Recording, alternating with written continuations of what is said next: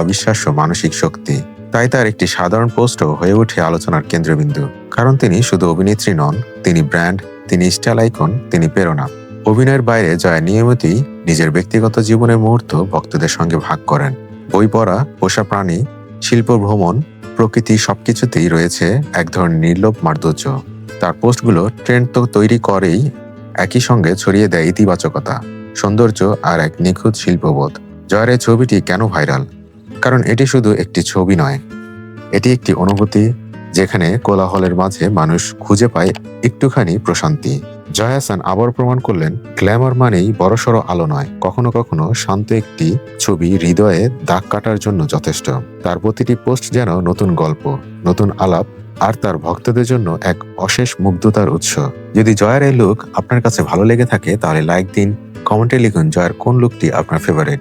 আরও তারকাদের নিয়ে ভিডিও পেতে সাবস্ক্রাইব করুন আমাদের চ্যানেলটি।